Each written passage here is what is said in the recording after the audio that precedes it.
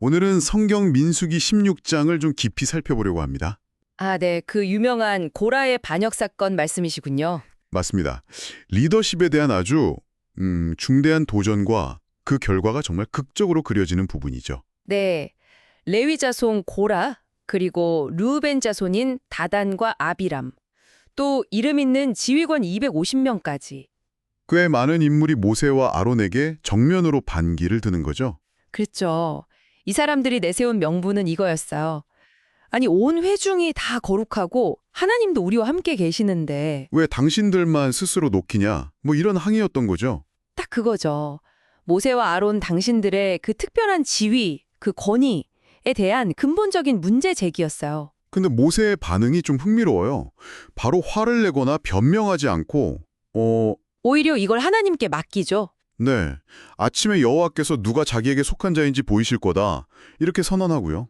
그러면서 고라와 그 무리에게 향로를 가져와서 이제 다음 날 아침에 여호와 앞에서 향을 피우라는 시험을 제안하죠. 그 향을 피우는 게 당시 제사장 역할의 핵심이었으니까 누가 진짜 선택받았는지 직접 보여주겠다는 거네요. 네, 맞아요. 그러면서 특히 모세는 같은 레미 지파인 고라를 좀 강하게 질책합니다. 아, 맞다. 같은 레위 지파였죠? 네. 하나님이 이미 레위 자손은 구별해서 성막 봉사라는 중요한 임무를 주셨는데 거기에 만족 못하고 제사장 직분까지 탐내는 거냐 이런 지적이었군요. 그렇죠.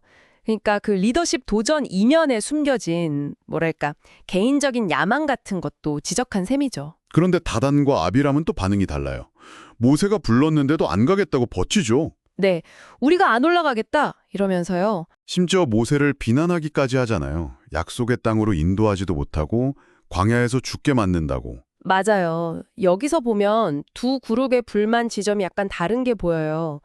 고라 쪽은 종교적인 권위, 제사장 직분에 대한 열망이 컸다면 다단과 아비람 쪽은 좀 더 정치적인 리더십, 약속 이행 실패 같은 현실적인 문제에 대한 불만이 컸던 거군요. 네, 그렇습니다.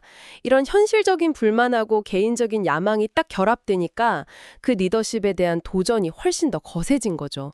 모세는 자신의 결백함을 하나님께 호소할 수밖에 없었고요. 그리고 이제 시험의 날이 밝았는데 고라가 온 회중까지 선동해서 모세와 아론을 대적하려고 하잖아요. 아, 그때 여호와의 영광이 나타나죠. 네, 하나님께서 이 반역자들을 그냥 즉시 멸하려고 하시는데 여기서 또 모세와 아론이 중재자로 나섭니다. 맞아요. 한 사람 죄 때문에 온 회중을 다 벌하지는 말아달라고 간청하죠.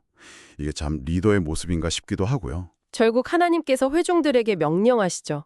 고라, 다단, 아비람 그 장막 근처에서 빨리 다 떠나라고. 그러고 나서 모세가 정말 전례 없는 선언을 해요. 네, 만약에 땅이 입을 열어서 이 사람들을 산채로 삼키면 이건 하나님이 하신 심판이고 내 뜻대로 한 게 아니라는 걸 알게 될 거다. 권위의 출처가 어디인지를 아주 그냥 극명하게 보여주겠다는 의지네요. 그렇죠.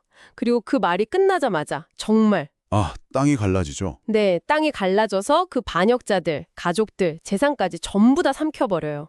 정말 상상만 해도 끔찍한데요. 거기다 또 하늘에서 불이 내려와서 분향하던 250명 지휘관들도 다 태워버리고요. 네, 심판이 정말 무섭게 임한 거죠.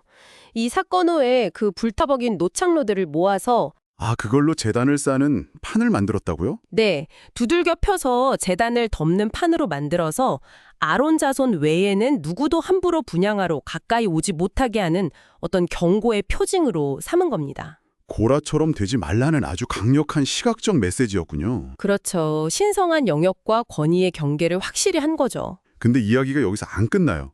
이게 더 놀라운데 바로 다음 날 백성들이 또 원망을 하죠. 네. 이스라엘 백성들이 모세랑 아론한테 당신들이 여호와의 백성을 죽였다. 이렇게 따지는 거예요. 정말 참 백성들의 마음이라는 게 이 원망 때문에 또 하나님의 진노가 임해서 연병이 막 퍼지기 시작하고요. 와, 맞아요. 그때 아론이 급하게 향로를 들고 백성들 사이로 뛰어들어가잖아요. 네, 모세의 지시였죠. 향로에 불이랑 향을 담아서 속죄 의식을 행한 거예요.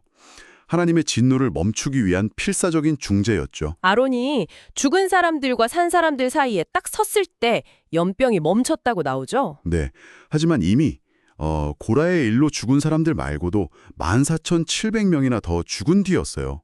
엄청난 희생이죠. 와, 정말 민수기 16장은 권위에 대한 도전, 그리고 하나님의 심판이 얼마나 엄중한지, 또 그 위기 속에서 중재자의 역할이 얼마나 중요한지를 너무나 생생하게 보여주는 것 같아요. 네, 리더가 짊어져야 할 무게, 또 백성들의 반응, 그 사이에서 하나님의 뜻을 찾으려는 고뇌 같은 것들이 아주 강렬하게 담겨 있죠. 네, 이 이야기를 접하시면서 여러분도 한번 생각해 보시면 좋을 것 같아요. 네, 뭐 예를 들면 진정한 권위는 대체 어디서 오는 걸까?